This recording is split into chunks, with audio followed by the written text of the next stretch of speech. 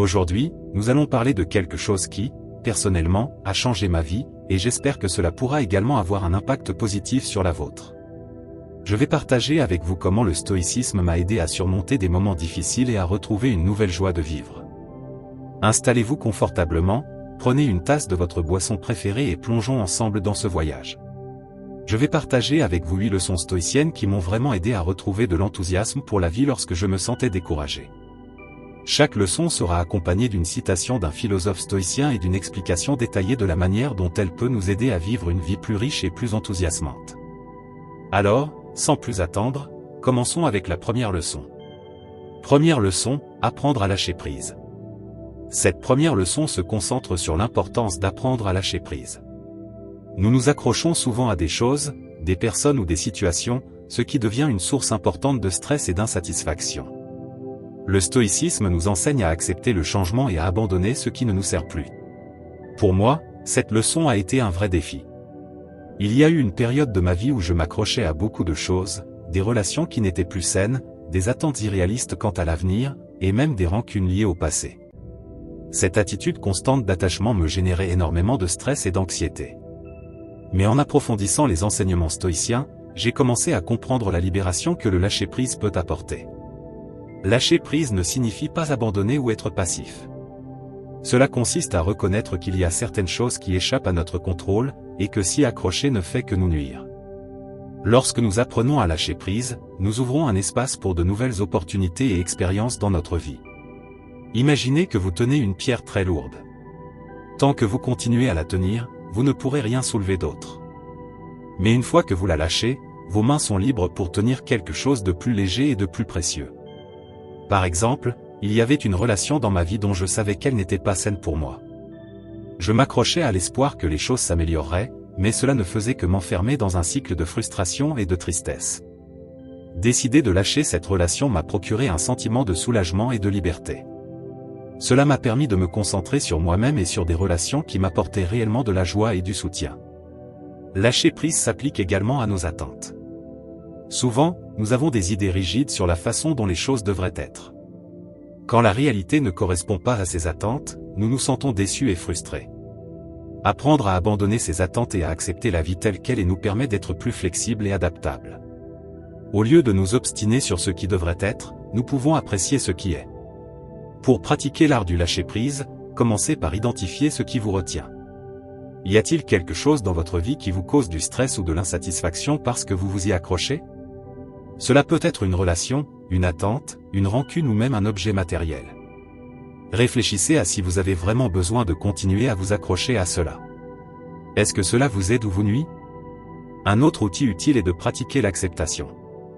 Lorsque vous faites face à une situation que vous ne pouvez pas changer, au lieu de vous y opposer, essayez de l'accepter.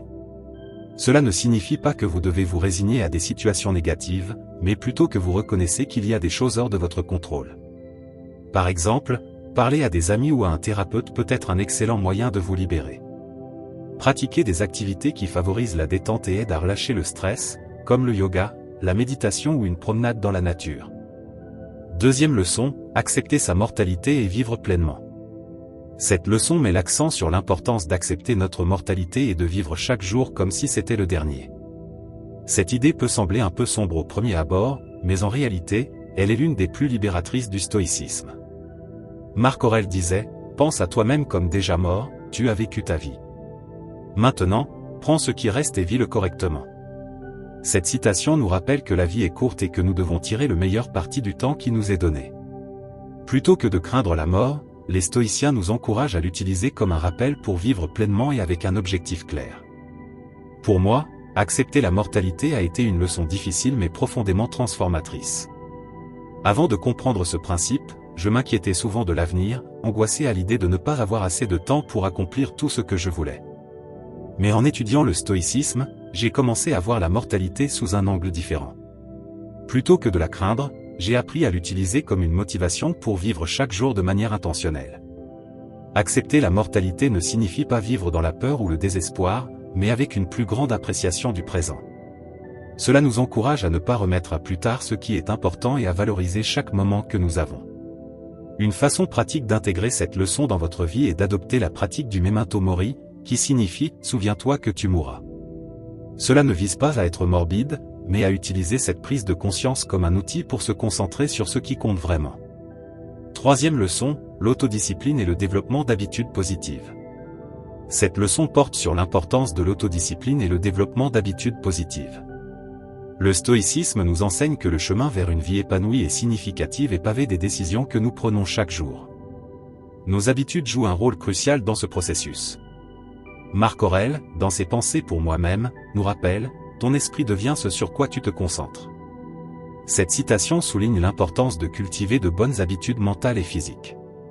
Ce que nous faisons de manière répétée ne forme pas seulement notre caractère, mais détermine également la qualité de notre vie.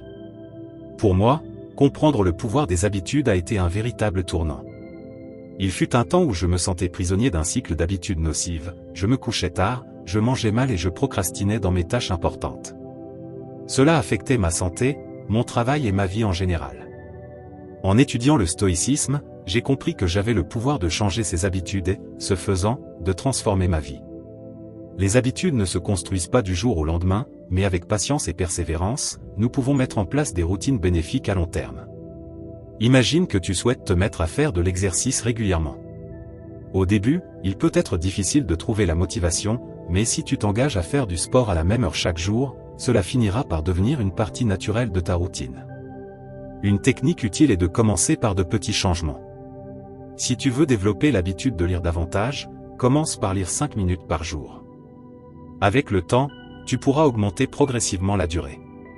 L'essentiel est de rester constant et de ne pas te décourager si le progrès semble lent. Rappelle-toi que le changement significatif découle de l'accumulation de petites améliorations quotidiennes. Un autre aspect crucial de l'autodiscipline est l'autoréflexion.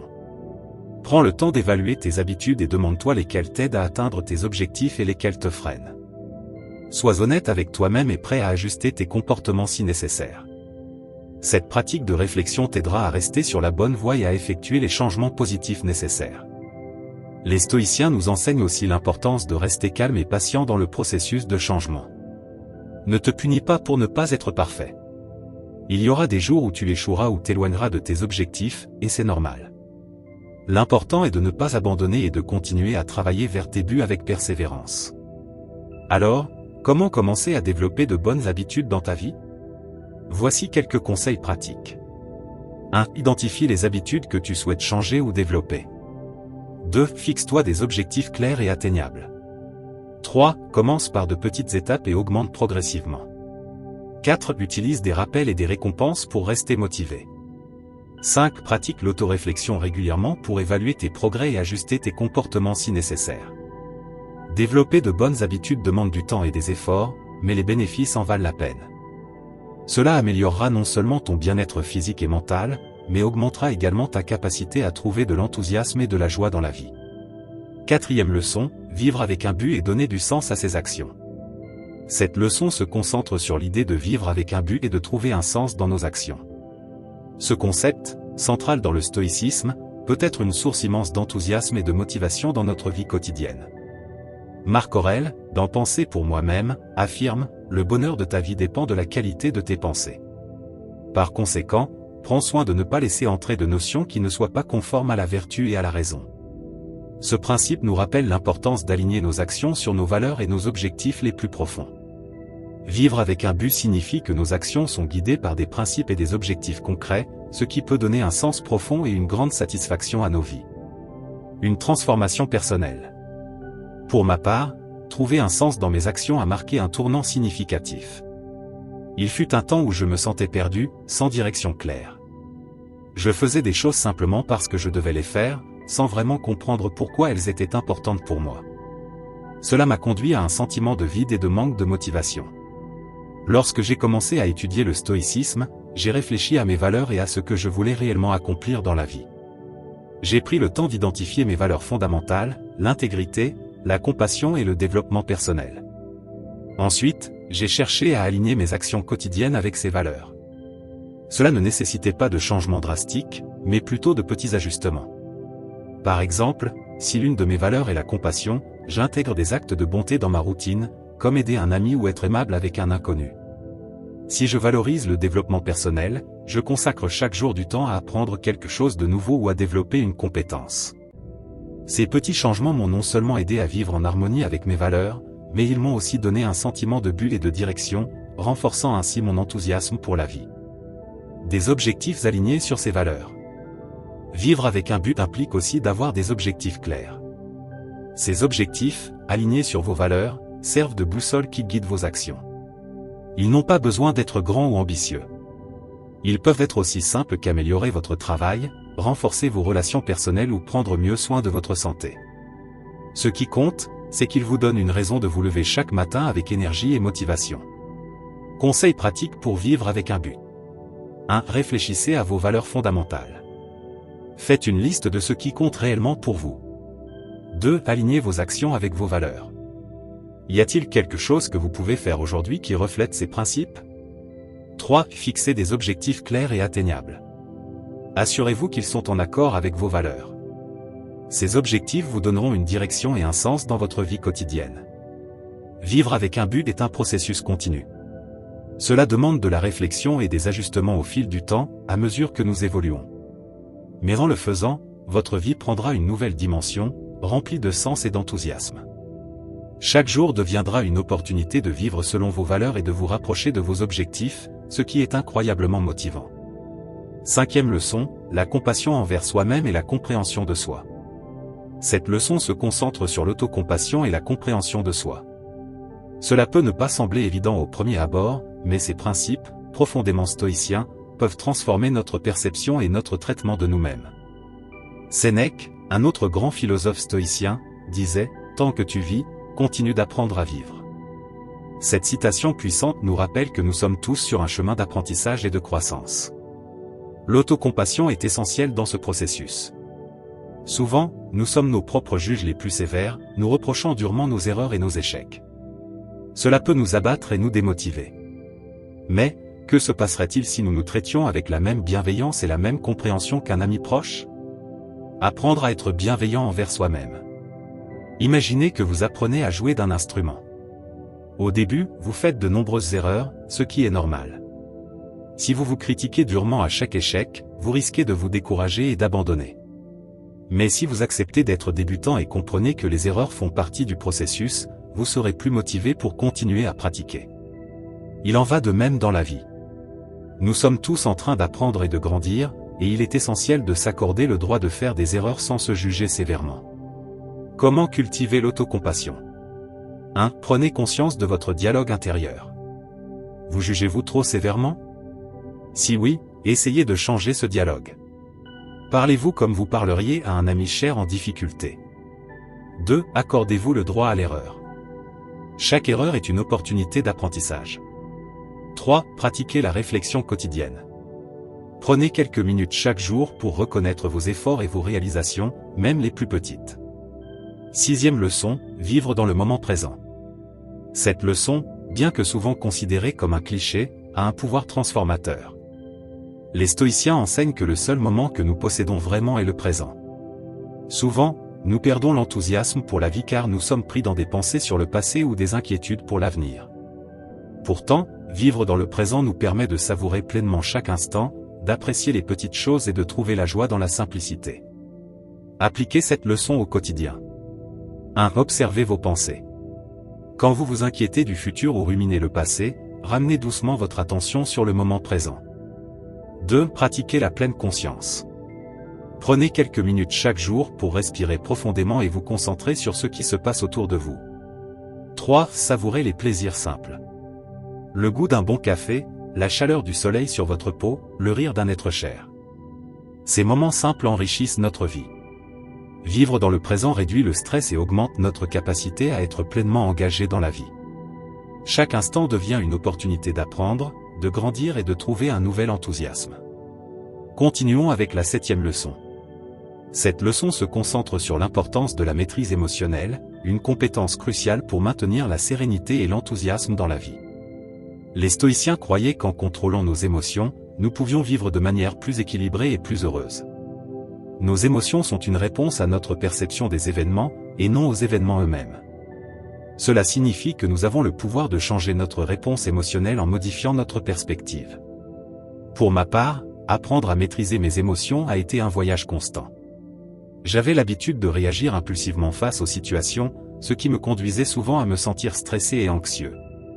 Mais en appliquant les enseignements stoïciens, j'ai commencé à comprendre que je pouvais choisir comment répondre à mes émotions plutôt que de les laisser me contrôler. Imaginez qu'une personne vous coupe la route en voiture. Votre réaction initiale pourrait être la colère et la frustration. Cependant, si vous prenez un moment pour respirer profondément et vous rappeler que vous ne pouvez pas contrôler les actions des autres, mais seulement votre réaction, vous pouvez choisir de réagir avec calme. Peut-être que ce conducteur avait une urgence ou a simplement commis une erreur. Changer votre perspective peut transformer une situation stressante en une occasion de pratiquer la patience. La maîtrise émotionnelle ne signifie pas réprimer ou ignorer vos émotions. Il s'agit de les reconnaître, de comprendre leur origine et de choisir une réponse alignée avec vos valeurs et vos objectifs. Cela demande de la pratique et de l'introspection, mais avec le temps, cela devient plus facile. Une technique utile est la pratique de la pleine conscience ou mindfulness. Cela implique de rester présent dans l'instant et d'observer vos émotions sans les juger. Lorsque vous vous sentez submergé par une émotion intense, prenez un moment pour respirer profondément et observer ce que vous ressentez. Demandez-vous, pourquoi est-ce que je ressens cela ? Cette émotion est-elle utile ? Comment puis-je répondre de manière à favoriser mon bien-être et celui des autres ? Une autre stratégie consiste à utiliser des affirmations positives. Lorsque vous êtes confronté à une situation difficile, répétez-vous des phrases qui vous aident à rester calme et maître de vous-même, comme « je peux gérer cela »,« je suis en contrôle » ou « je choisis de répondre avec calme et clarté ». Ces affirmations peuvent être un ancrage pour vous recentrer et éviter des réactions impulsives. Il est également important de pratiquer la gratitude et le pardon. La gratitude vous aide à vous concentrer sur les aspects positifs et à maintenir une perspective équilibrée, tandis que le pardon vous libère du poids de la colère et du ressentiment. Pratiquer le pardon, envers les autres comme envers vous-même, est essentiel pour préserver la paix émotionnelle. Rappelez-vous que la maîtrise émotionnelle est un processus continu. Il y aura des moments où vous vous sentirez dépassé, et cela est normal. L'essentiel est de continuer à pratiquer et à améliorer votre capacité à répondre de manière équilibrée et consciente. J'espère que cette 7e leçon vous aura inspiré à travailler sur votre maîtrise émotionnelle. En le faisant, vous pourrez vivre de manière plus équilibrée et enthousiaste, en savourant chaque instant avec davantage de clarté et de sérénité. Passons maintenant à la 8e leçon. Cette leçon se concentre sur l'importance de la simplicité et sur le fait de mener une vie minimaliste. Les stoïciens valorisaient la simplicité comme un chemin vers le véritable bonheur et la tranquillité d'esprit. Sénèque disait, « La pauvreté ne vient pas de la diminution des richesses, mais de la multiplication des désirs. » Cette citation nous rappelle que la véritable richesse ne réside pas dans l'accumulation de biens matériels, mais dans la capacité à être satisfait de ce que nous avons et à réduire nos désirs à l'essentiel. Pour moi, adopter une vie plus simple et minimaliste a été une transformation profonde. J'avais l'habitude de penser que le bonheur venait du fait d'avoir toujours plus, le dernier gadget, des vêtements à la mode ou tout ce qui était tendance à ce moment-là. Mais en étudiant le stoïcisme, j'ai réalisé que ces choses ne procuraient qu'une satisfaction temporaire et que le véritable bien-être venait de l'intérieur. Le minimalisme ne se résume pas à se débarrasser des possessions matérielles, bien que cela en fasse partie. Il s'agit également de simplifier votre vie en général, vos engagements, votre emploi du temps et même vos pensées. En réduisant l'encombrement, vous pouvez vous concentrer sur ce qui compte vraiment et trouver davantage de paix et de satisfaction au quotidien. Il fut un temps où ma maison était remplie de choses dont je n'avais pas vraiment besoin, des objets que j'avais accumulés au fil des ans et qui occupaient un espace physique et mental. J'ai décidé de faire un grand tri, en donnant ou en vendant tout ce que je n'utilisais pas régulièrement ou qui n'avait pas de valeur significative pour ma vie. Le résultat a été incroyable. Non seulement mon espace était plus propre et organisé, mais je me sentais également plus léger et libre. Cela m'a permis de me concentrer sur les choses qui comptaient vraiment, ma famille, mes amis et mes passions. La simplicité s'applique aussi à la façon dont nous utilisons notre temps. Souvent, nous remplissons nos agendas de rendez-vous et d'activités que nous n'apprécions pas vraiment ou qui ne sont pas essentielles. Apprendre à dire « non » à ce qui n'est pas en accord avec nos valeurs et priorités est un moyen puissant de simplifier notre vie et de libérer du temps pour ce qui compte réellement. Pour commencer à vivre de manière plus simple, voici quelques conseils pratiques. Premièrement, faites une évaluation honnête de vos possessions. Posez-vous la question, quelles choses me sont vraiment nécessaires et quelles choses occupent simplement de l'espace ? Faites régulièrement du tri et débarrassez-vous de ce qui est superflu.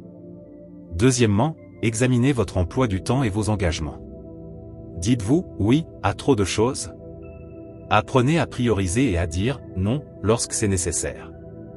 Troisièmement, simplifiez vos pensées. Pratiquez la méditation ou la pleine conscience pour réduire l'encombrement mental et vous concentrer sur l'instant présent.